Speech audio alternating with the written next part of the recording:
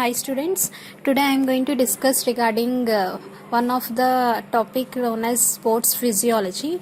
I think you don't have any idea regarding the sports physiology, but I hope by the end of this session you are going to learn what is meant by the sports physiology and what is the importance and why we are going to learn regarding the sports physiology. And I hope that is from my heart, that is definitely you will follow this sports physiology also.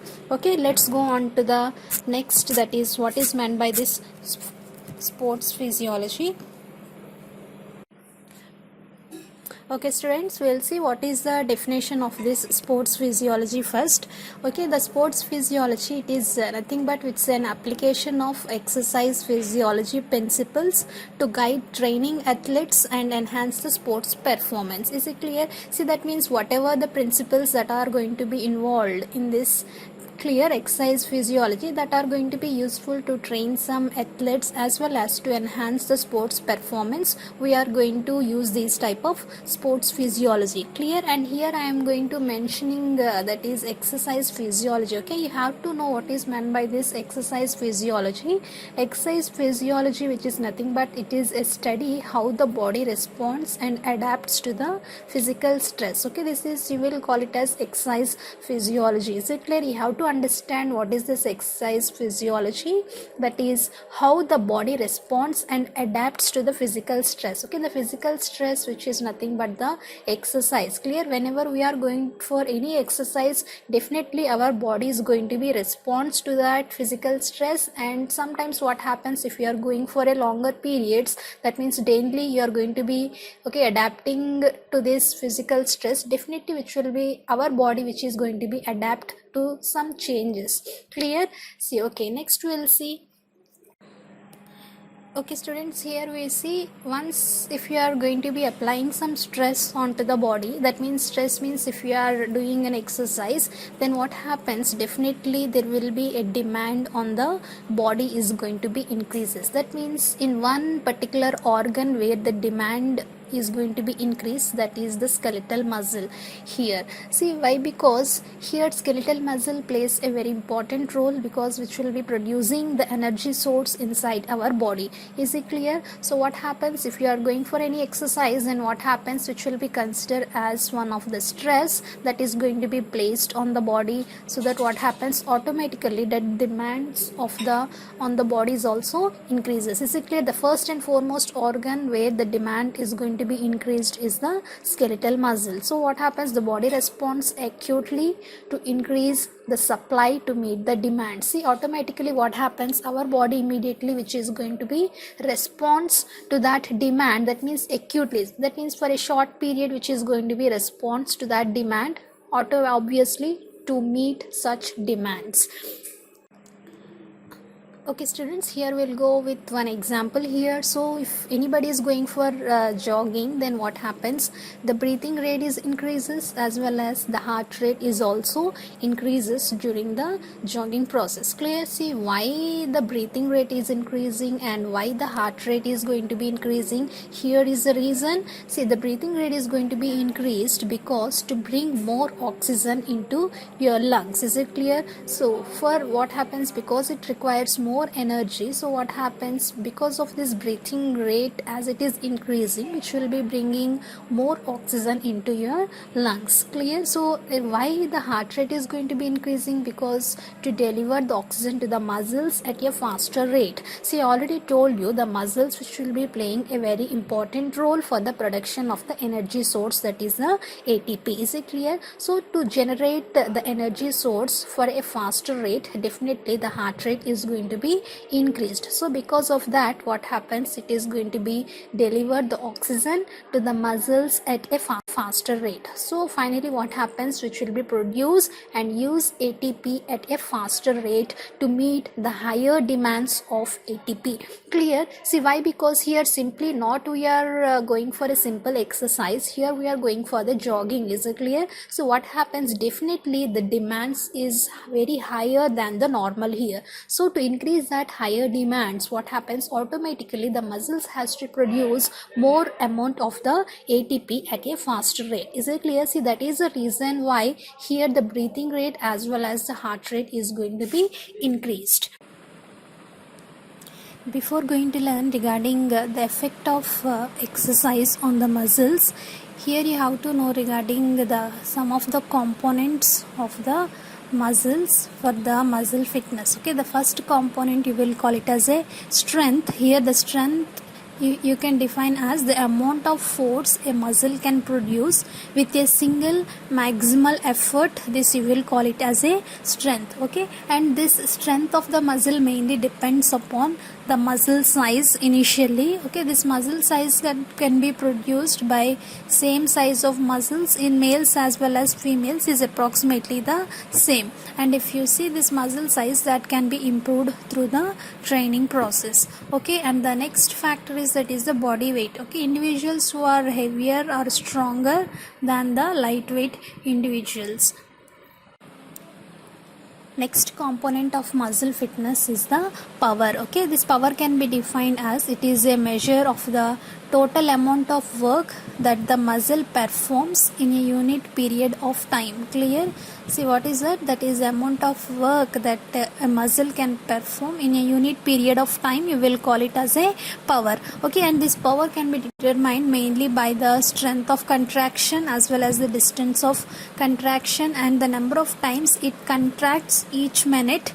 This is going to be determines the power. Clear? See, and this power that can be measured by the units, that is kilogram meters per minute. If you see during the exercise process, what happens during the first 8 to 10 seconds, there will be 7,000 kg meters per minute of the power you are going to be observed, and next 1 minute you are going to be observed, that is 4,000 kg meters per minute power, and next 30 minutes you are going to be observed, that is 700 kg meters per minute power. Okay, this is regarding the power, that is the second component of the muscle fitness.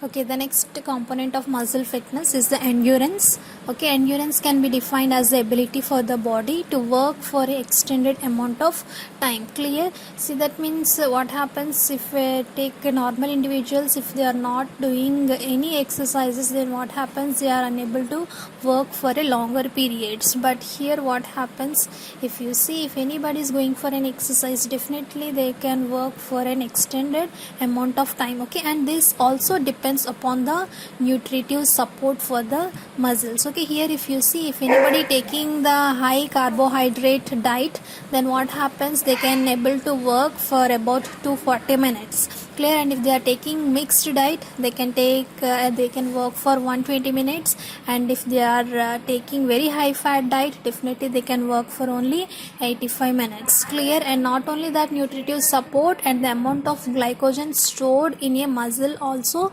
will depends this endurance. Clear?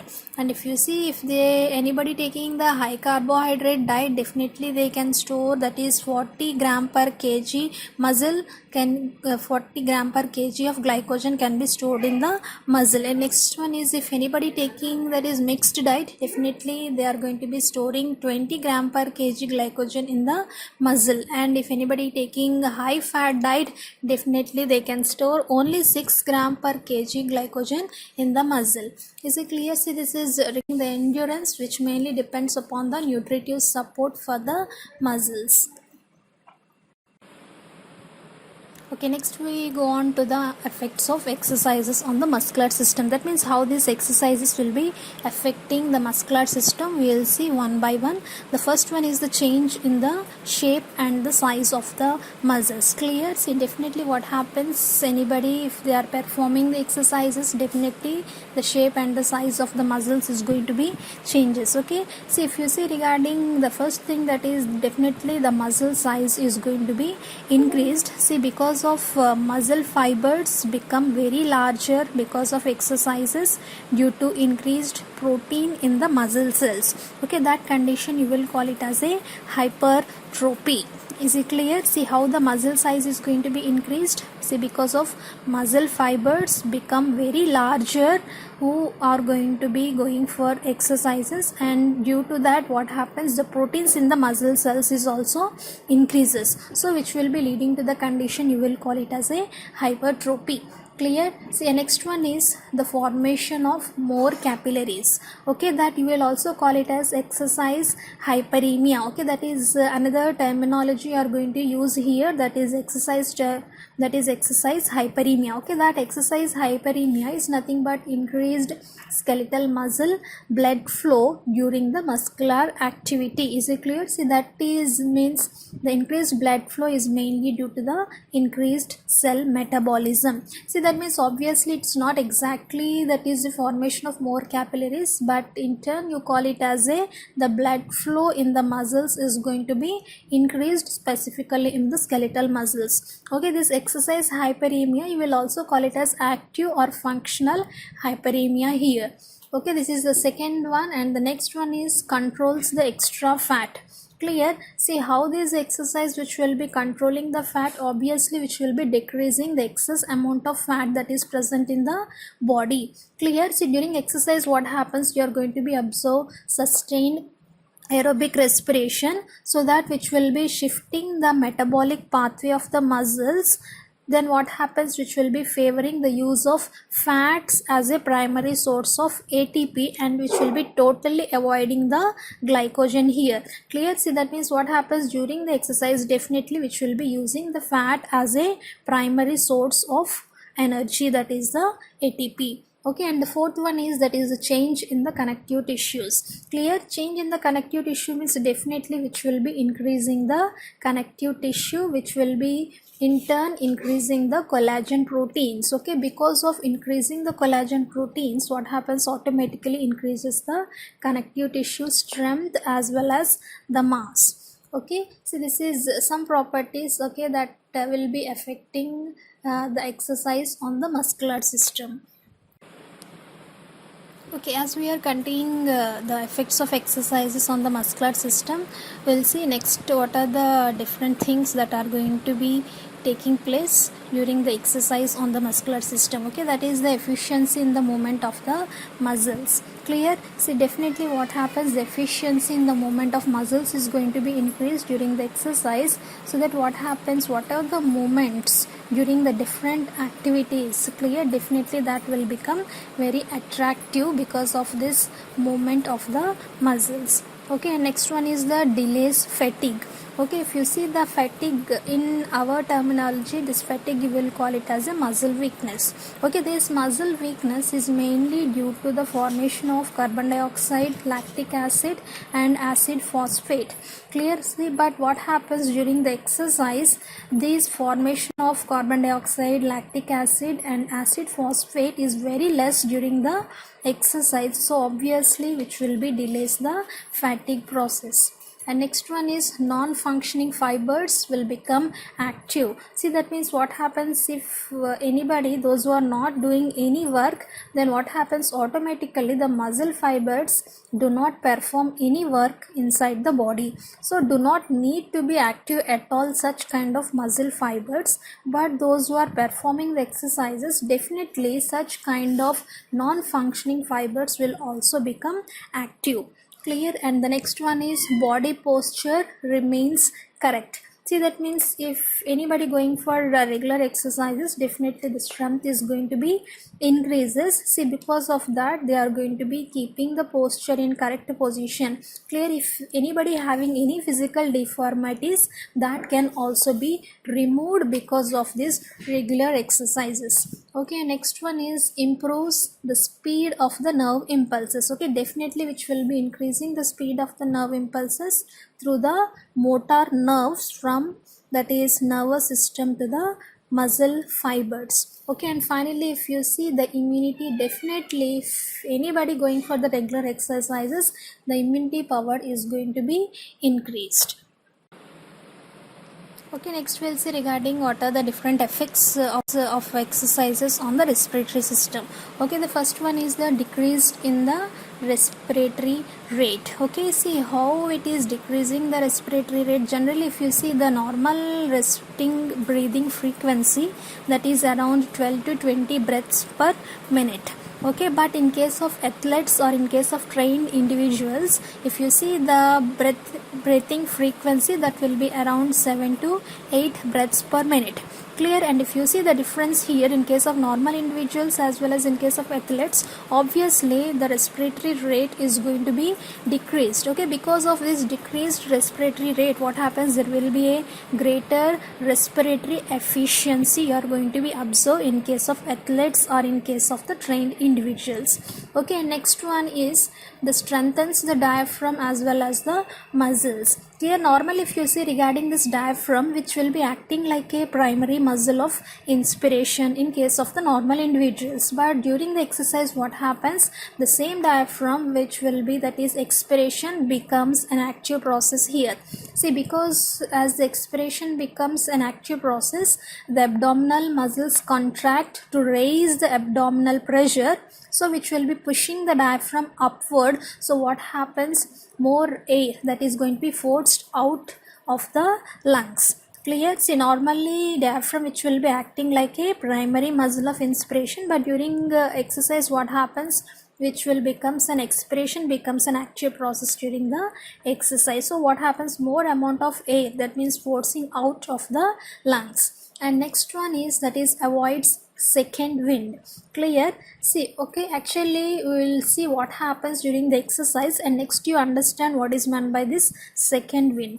Clear? See, normally hardly this second wind is going to be very hardly felt in case of the regular exercise. See, generally what happens in case of regular exercise, that means heavy breathing you are going to be observed, so cooling, okay, you are going to be observed for the body. After for some time what happens, the veins and capillaries will be dilated, so cooling takes place through the skin. That means those who are performing the regular exercises, definitely what happens, cooling can be observed in those individuals through the skin. See, that means what happens, simultaneously at the same time the increased temperature of the skin can be felt. Okay, that you will call it as a second wind. Clear? That increased temperature of the skin can be felt at the same time, that means during the exercise. Okay, that you will call it as a second wind. I told you during exercise what happens, cooling is going to be taking place through the skin, so there is very less chances they can absorb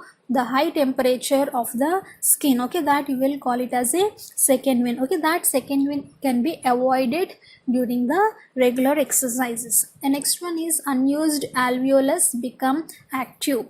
Clear? See, what is meant by this, that means in during regular exercises what happens, which will be activating the unused alveoli. See, why which will be activating the unused alveoli? See, because much amount of oxygen is going to be required in case of vigorous and prolonged exercises. Is it clear? As more amount of oxygen is required, definitely more amount of alveoli should work. Clear? And should become active. Okay, some of the things we had seen, how the exercise will be affecting the respiratory system. Next we'll go on further, that is next one is increasing the endurance. Clear? So we have already discussed what is meant by the endurance. Okay, that endurance is going to be increased during the respiration. Clear? See, during the exercise process. See, those who do not perform exercises, definitely the endurance is going to be decreased. See, that means they cannot continue exercise for a longer duration. Clear? That means those who are performing the exercise regularly, definitely the endurance is going to be increased. They can able to continue the exercise for a longer duration. Okay, next one is increase in the residual volume. Clear? See, what is meant by the increase in the residual volume? Generally, if you define, that is amount of air left in the lungs after exhalation. Okay, that you will call it as a residual air volume. Clear? See, that is whatever the amount of air that is going to be left in the lungs after exhalation, you will call it as residual air volume. See, because of regular exercise what happens, such kind of residual air volume is going to be increases. And next one is increase in size of lungs and the chest. Okay, how the size of the chest as well as lungs is going to be increased during the regular exercises, because during regular exercise what happens, we require more amount of the oxygen. See, for more amount of oxygen what we will do, we can inhale more amount of the air. Clear. Gradually what happens, as you are inhaling more amount of air, automatically the size of the lungs as well as the chest is also increases. Okay, and finally the increase in the vital air capacity. Okay, what is this vital air capacity? It is the maximum amount of air that is exhaled out after acquired breathing. You will call it as vital air capacity. Clear. See that vital air capacity is also increased during the regular exercises. Okay, next we'll see the effects of exercises on cardiovascular system. Okay, in that the first one is increase in the heart rate. Clear. See, definitely what happens, the heart rate is going to be increased here, that is in anticipation. Okay, that anticipation is known as a prediction and it is called as anticipatory response. Clear. See, and this increase in heart rate which also depends upon the intensity as well as the duration of the exercise. So definitely what happens during the exercise, there will be an increase in the heart rate. And next one is the increase in the stroke volume. Okay, the amount of blood ejected per beat, okay, from the left ventricle is known as a stroke volume. So that is going to be increases 2 to 3 times during the intensive exercises. See, either it may be an heart rate or the stroke volume. Definitely what happens, the demand for the oxygen is going to be increases, so the heart is going to be begins to contract more, so automatically the heart rate as well as the stroke volume is going to be increased. Next one is increase in the cardiac output. Clear. Cardiac output can be defined as the stroke volume into the heart rate. Is it clear? See, I've seen that the stroke volume and heart rate both are going to be increased. So obviously what happens, the cardiac output can also be increased. See, normally if you see the normal cardiac output which will be around 5 liters per minute, but which may be increased to around 20 to 40 liters per minute during an intensive exercises. And next one is increase in the blood flow. That means more blood is going to be sent to the tissues which have an immediate demand. Clear. See, not that means not the blood will be sent at the same time to all the organs, but which organs which is having the immediate demand, like the skeletal muscles, in those organs the blood flow is going to be increased. Normally if you see at rest, 15 to 20% of the blood will be sent to the skeletal muscles, but during intensive exercises 80 to 85%, okay, that will be sent to the skeletal muscles, and less blood will be sent to the liver, kidneys and intestines and redirected to skin to enhance the heat loss. That means here if you observe here, that means very less amount of blood that will be supplied to the liver, kidneys and the intestine, but most of the blood that will be sent to the skeletal muscle as well as the skin. Next one is increase in the blood pressure. So during exercise what happens, the systolic blood pressure can be increased by 50 to 70 mm of Hg, and the diastolic blood pressure, if you see, generally which remains unchanged. By because here we are concentrating more on the contractions of the heart, so definitely the systolic blood pressure only can be increased by 50 to 70 mm of Hg, but there will be no change regarding the diastolic blood pressure. And next one is increasing in the body temperature. See, normally if you see, the waste products are going to be released into the blood by the muscles. That means whatever the waste products that has been produced by the muscles, all will be released into the blood. So what happens, the blood carries these waste products to the lungs, kidneys for elimination, but the chemical reactions, okay, whatever the chemical reactions that is going to be taking place, okay, to carry these waste products which will be producing some heat in the body. See, some of it will be utilized in performing the activity, and the rest is going to be raising the body temperature. Okay, this is the mechanism how the body temperature is going to be increased. Clear. See, during the process of elimination of waste products, what happens, whatever the chemical reactions that is going to be taking place, that is going to be producing heat in the body. Okay, that heat will be utilized to perform the activities, and the rest will be used to raise the body temperature. Okay, until now we had seen the short-term effects of exercises on the cardiovascular system. Okay, next we'll go on further regarding the long-term effects of exercises on the cardiovascular system. Okay, the first one is the increase in the size of the heart. See what happens here. See, whatever the muscles of the heart is going to be increase in size as well as the strength. See, until now we had seen the muscle size as well as strength is going to be increased during the exercises, which is not only the particular muscle of a particular organ, but it is also in case of the heart. So what happens, the left ventricle which will be adapts to the greatest extent, so obviously the heart walls grow stronger and thicker, so generally what happens, there will be increase in the size of the heart. And next one is decreasing in the resting heart rate. Okay, what is this resting heart rate here? Generally if you see, that means the normal heart rate, that is 72 beats per minute, that will be goes down to 30 to 40 beats per minute also in case of highly conditioned athletes. That means those who are going for a regular exercise, definitely what happens, that resting heart rate is going to be decreases to around 30 to 40 beats per minute. Next one is the stroke volume increases at rest. See, already we had seen that is stroke volume is going to be increased. The same thing is going to be happening here also during the long term exercises. Okay, and next one is increase in the blood flow. Clear, the blood flow which is also increased. Okay, why? Because there will be extra oxygen demand that is going to be present during the exercise, so the body that is going to be increases its number of capillaries. Okay, I already told you which is not exactly the number of capillaries is going to be increased here. See, that means the blood flow is going to be increased.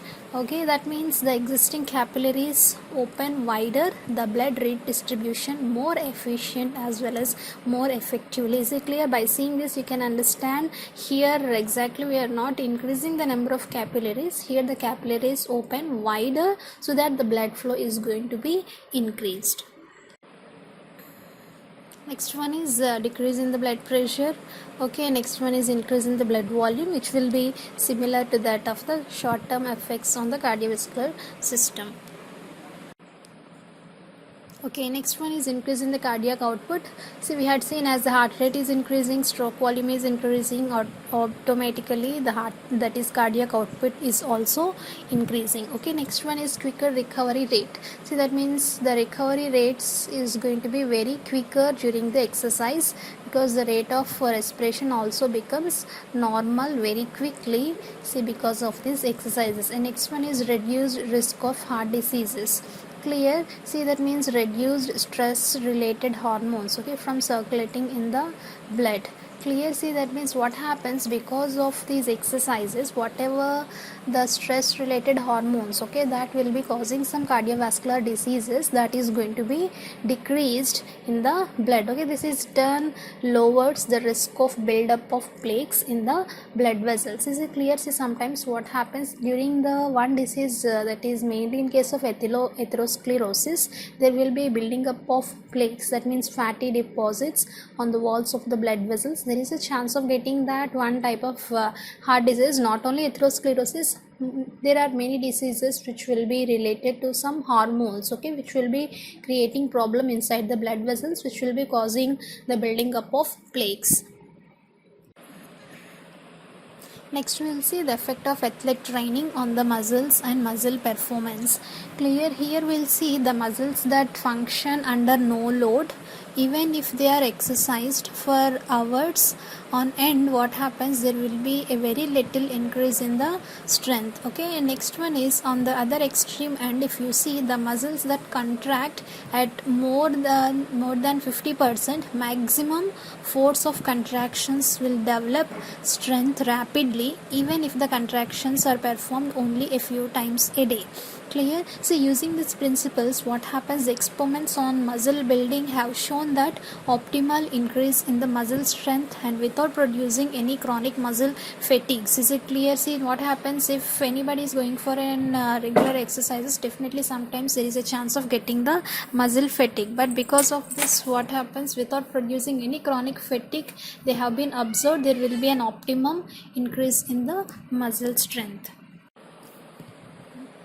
during athlete training, mostly they can develop this muscle hypertrophy.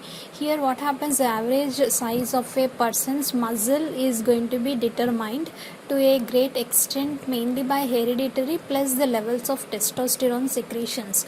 Clear? See, that means mostly in case of men, what happens, there will be a considerable larger muscles than in case of the women. Clear? Why? Because most of the testosterone is going to be secreted in case of the males, as well as the hereditary factors will also responsible for these larger muscles in case of men than in case of the women. But if you see with training, what happens, however, the muscles can become hypertrophied, perhaps an additional 30 to 60%, okay, is going to be built up because of this training process. And most of this hypertrophy results from increased diameter of the muscle fibers rather than increased number of fibers. Okay, here the number of muscle fibers is not increasing, but the diameter of the muscle fibers is going to be increasing. But this is probably not entirely true, because a very few greatly enlarged muscle fibers are believed to split down the middle along their entire length to form entirely new fibers, thus increasing the number of fibers slightly. But exactly, if you see here, it is not increasing the number of fibers but increasing only the diameter of the fibers. So let us see some of the changes that occurs inside the hypertrophied muscle fibers. See, first one is the increasing the number of myofibrils. So next one is up to 120% there will be increase in the mitochondrial enzymes, and next one is as much as 60 to 80% there will be increase in the components of the phosphogen metabolic system, including both ATP as well as phosphocreatinine. And next one is as much as 50% increase in the stored glycogen, and as much as 75 to 100% increased in the stored triglycerides. Okay, all these is going to be the different changes that are going to be occurs inside the hypertrophied muscles. And because of all these changes, what happens, the capability of both the anaerobic as well as aerobic metabolic systems are going to be increased. Okay, so because of that there will be increasing especially the maximum oxidation rate as well as efficiency of the oxidative metabolic systems as much as 45%. Okay, next we will see what happens to the body heat during the exercise. Okay, if you see exercise in hot weather, it is going to be put some extra stress on your body. If you don't take care when exercise in the heat, then what happens, you may experience serious illness too because of these exercises in case of the hot conditions. Both the exercise itself and the air temperature and humidity can increase your core body temperature. Okay, you remember this thing, both the exercise as well as the air temperature and humidity can increase your core body temperature. So in that way, to help to cool itself, what happens, your body sends more blood to circulate through your skin. This leaves very less blood for your muscles, okay, which in turn increases your heart rate. Clear? So in this way the body tries to cool the temperature by circulating the blood through the skin. And next one is, if the humidity also is high, then what happens, your body faces additional stress because sweat doesn't readily evaporate from your skin. Okay, that puts your body temperature even higher. See, that means what happens during exercise, definitely the body heat is going to be increased.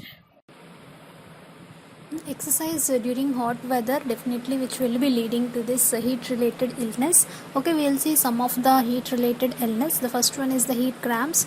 Here heat cramps, sometimes you will call it as exercise associated muscle cramps, which are very painful muscle contractions that can occur with exercise. Okay, only during exercise itself we are going to be observe these kind of painful muscle contractions. Okay, affected muscles definitely may feel firm to touch, and you may feel muscle pain or spasms, and your body temperature may be normal. Okay, in these heat cramps, definitely the body temperature will be the normal, but you are going to be observe some sort of pains in the muscles.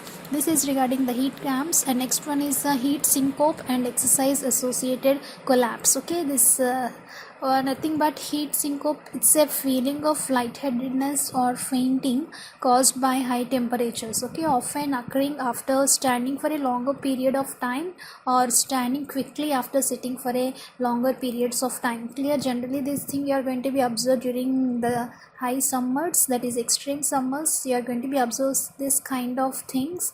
And exercise associated collapse is feeling lightheaded or fainting immediately after exercising, okay. The same thing what you are going to be observed during the high temperatures, that means sitting or standing for a long period, and whatever the thing you are going to be observed, the heat syncope, the same thing you are going to be observed during the exercise also immediately after exercising. And it can occur especially if you immediately stop running and stand after a race or a long run, okay. This is regarding the heat cramps as well as heat syncope and exercise associated.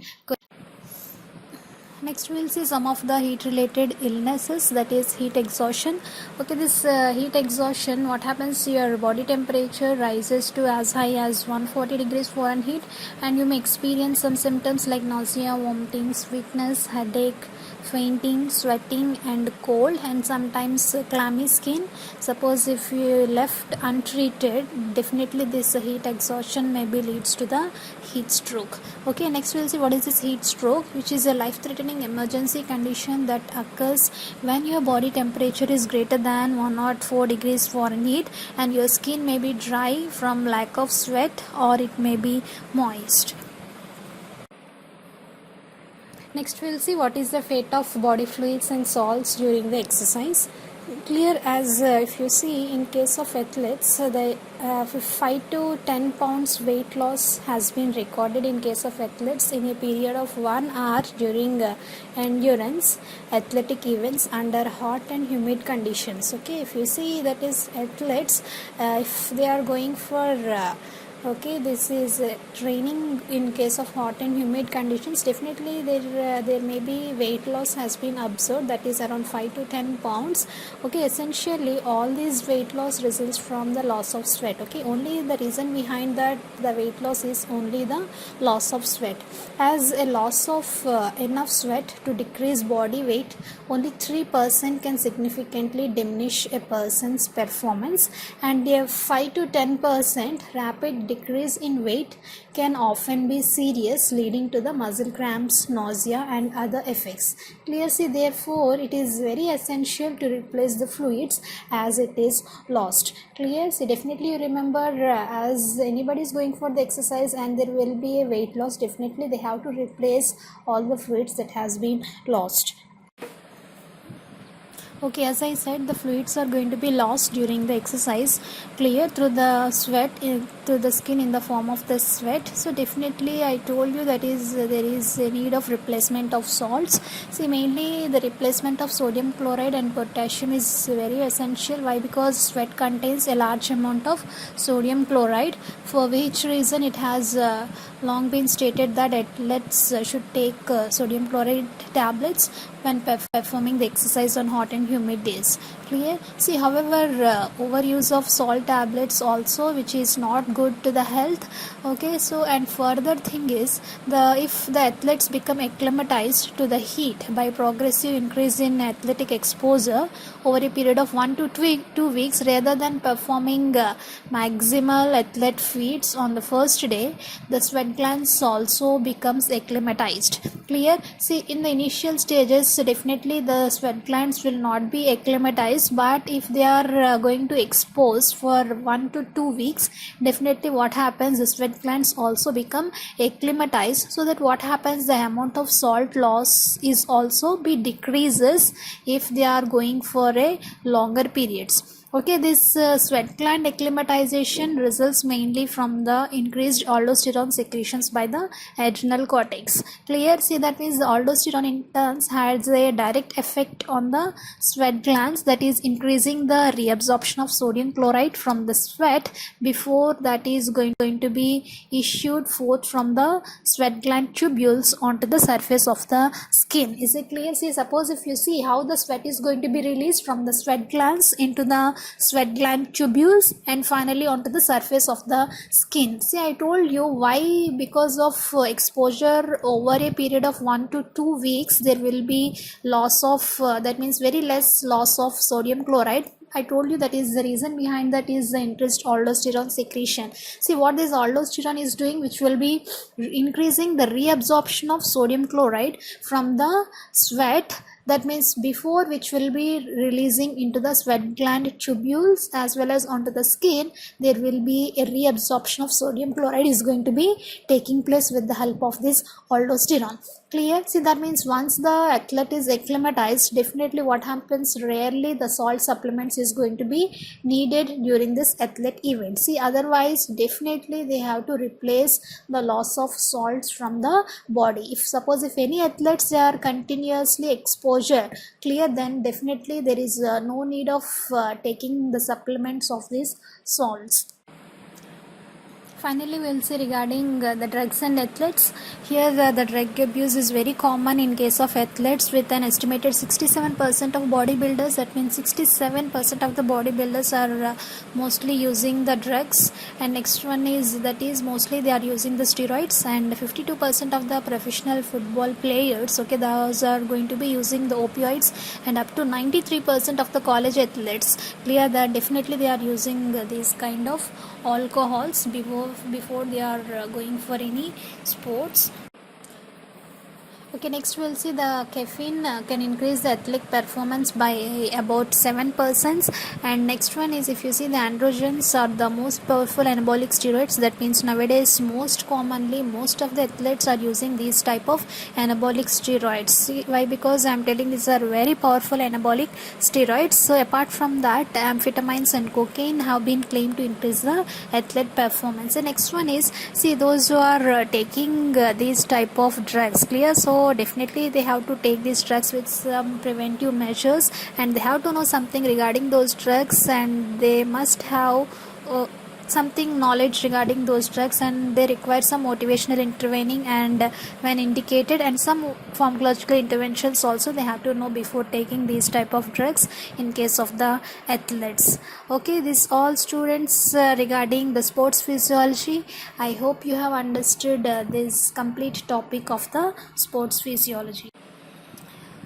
Hi students, if you have any queries regarding the sports physiology, okay, you can free to ask, and you can ping me personally regarding any doubts regarding this sports physiology. Thank you so much dear students for your patient attention and listening to all these slides. Okay, thank you so much for listening this entire sports physiology.